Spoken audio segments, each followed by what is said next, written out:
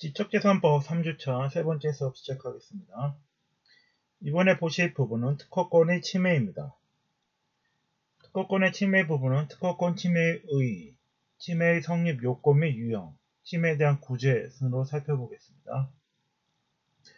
특허권의 침해란 특허 발명을 실시할 정당한 권한 또는 권한이 없는 자가 권한을 갖고 있지 않으면서 타인의 특허 발명을 업으로써 실시하는 행위를 하거나 간접 침해 행위를 하는 것을 특허권의 침해라고 합니다. 특허권자는 업으로서 그 특허 발명을 실시할 권리를 독점할 수 있다고 특허법 제94조에 규정되어 있습니다.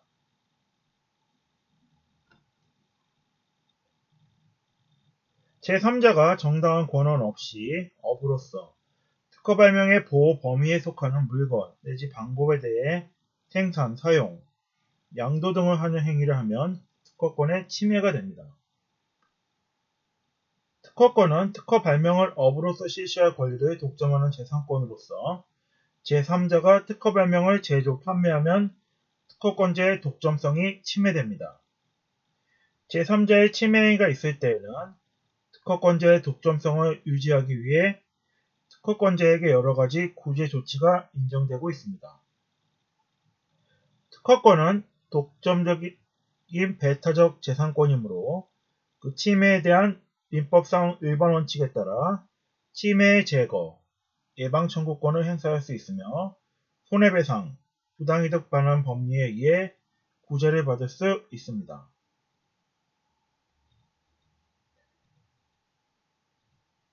특허권은 권리의 객체가 무체물이라는 특성을 가지고 있습니다. 민법은 주로 권리의 객체가 유체물인 것을 예정하고 있으므로 특허권 침해에 대한 구제는 민법의 규정만으로는 충분하지 않습니다. 이에 특허법에서는 특허권 침해에 대한 별도의 구제 조치와 관련한 규정을 두고 있습니다.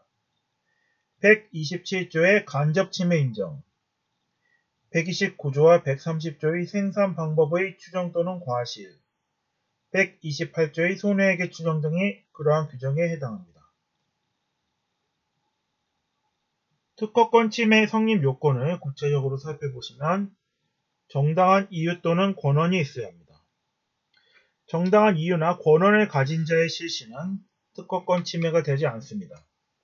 정당한 이유나 권한을 가지고 있지 않은 자가 특허권을 사용할 때 특허권 침해가 성립하게 됩니다.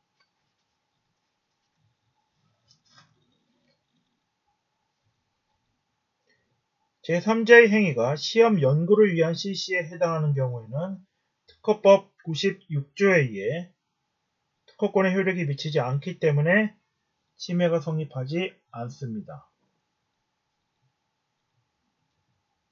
이 제3자가 업으로서 특허 발명을 실시할 때 특허권의 침해가 성립합니다.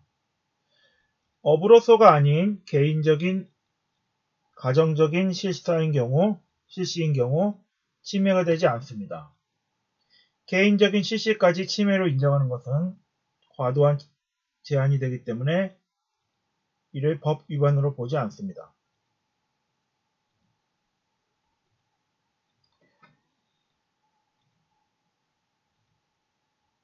실시라 함은 특허법 제2조 3호에 열거되어 있는 행위를 말합니다. 생산, 판매 등의 행위는 실시에 해당합니다.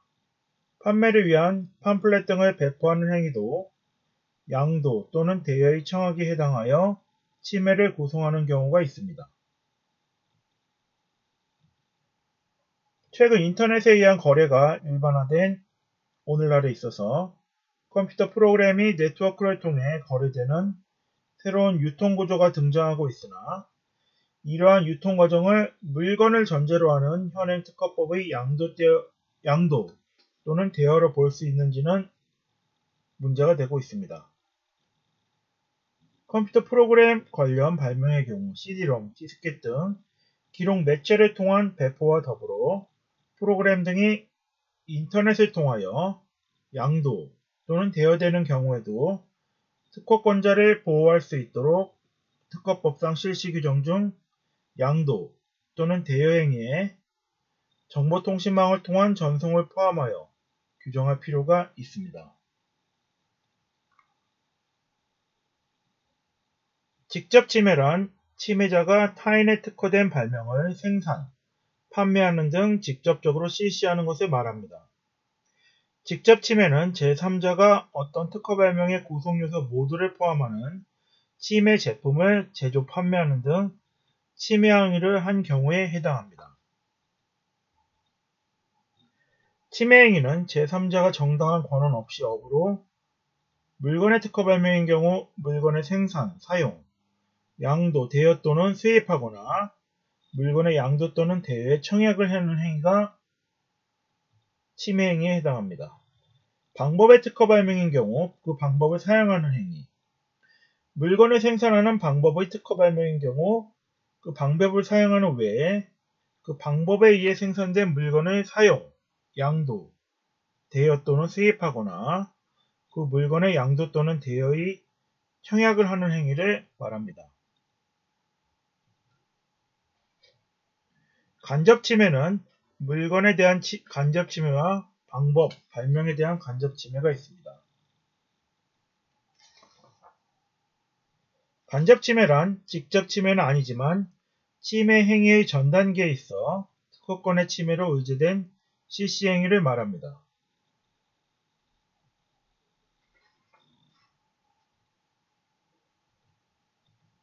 특허가 물건의 발명인 경우 그 물건의 생산에만 사용하는 물건을 생산, 양도, 대여 또는 수입하거나 그 물건의 양도 또는 대여의 청약을 하는 행위.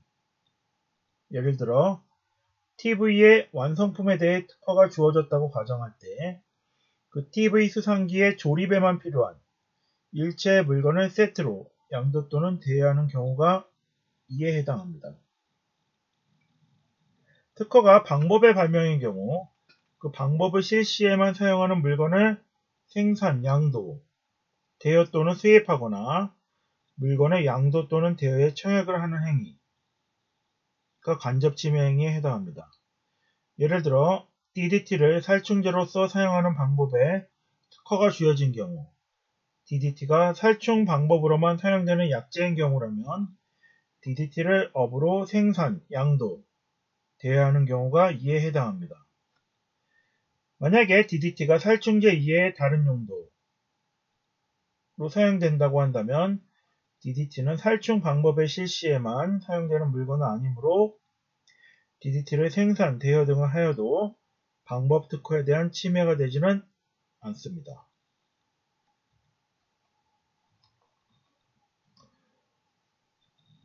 특허권 침해와 관련된 영상 자료를 하나 보시겠습니다.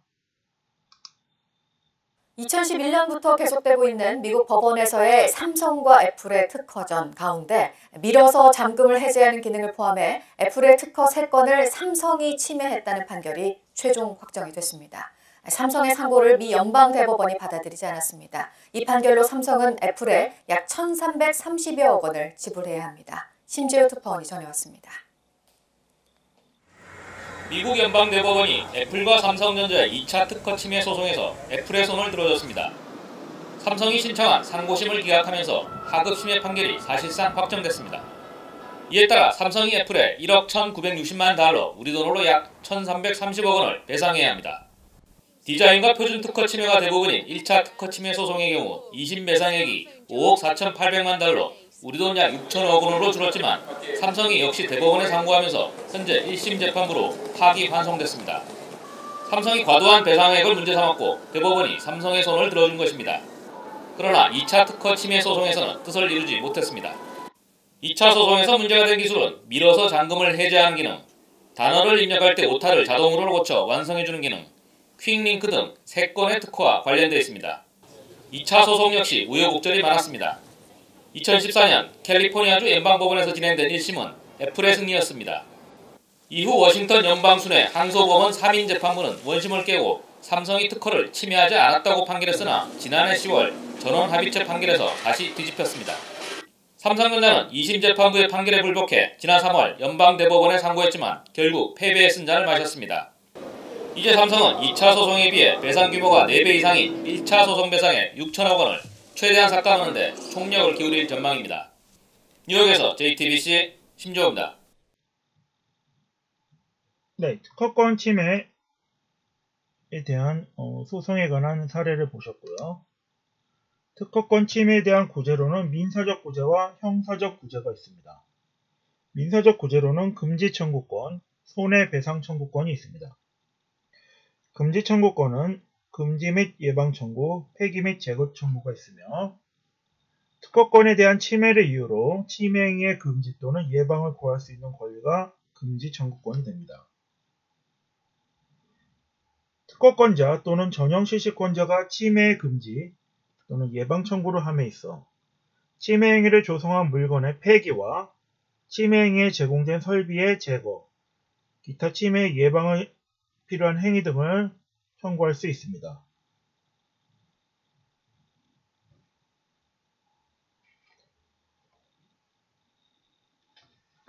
가처분 제도가 있으며 특허 분쟁에 관해 행해지는 보존 처분으로 특허법이 규정한 특허 침해에 대한 금지 청구권을 피보존 권리로 하는 금지의 가처분이 중요하게 작용합니다. 특허 침해 행위 금지의 가처분은 본안소송 재판에서 명하는 것과 같은 내용의 부작위 의무를 가처분 채무자에게 과하는 이른바 만족적 가처분이며 지위를 정하는 가처분에 속합니다. 채무자에게 일시적으로나마 실시행위를 전면적으로 정직케 하여 주는 영향도 매우 크다고 할 수 있습니다.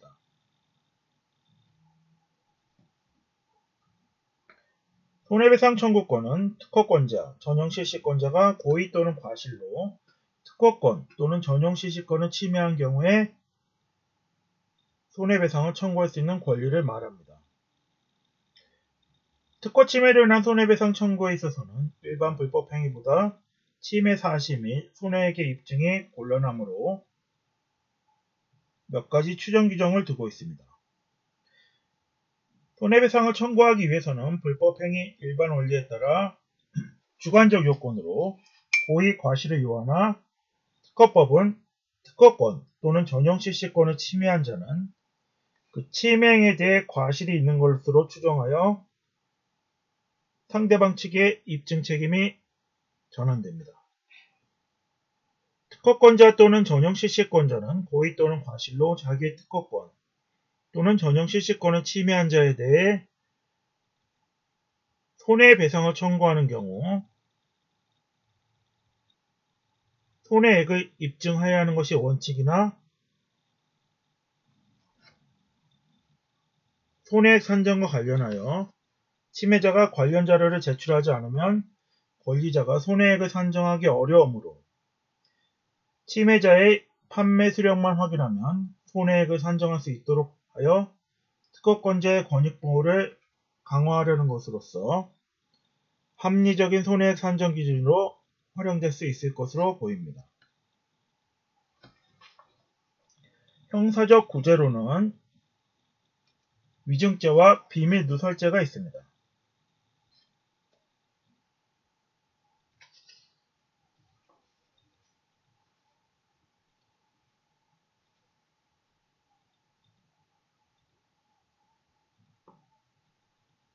위증죄와 비밀누설죄는 특허법에 특이한 것은 아니며 범죄의 주체가 선서한 증인, 감정인, 특허청 직원 등에 한정되는 신분범에 해당합니다. 우리 특허법은 독일, 프랑스, 일본의 입법례를 따라 특허 침해죄를 형법상 절도죄와 유사하게 취급하고 형사법원에서의 심리에 관해 민사소송에서와 마찬가지로 선결 문제인 특허무효의 주장을 인정치 아니하고 다만 소송 절차에 중지를 할 수 있도록 하는 임의 규정으로 하고 있다는 점에 비추어 특허권이 무효로 된 때에는 재심 사유로 삼고 있습니다. 그러므로 특허 침해죄의 심리에 있어서는 선결 문제인 특허 무효에 대한 특허청의 심판을 기다려 신중히 심리하여 부당한 결과를 최소한으로 줄이지 않으면 안 될 것입니다.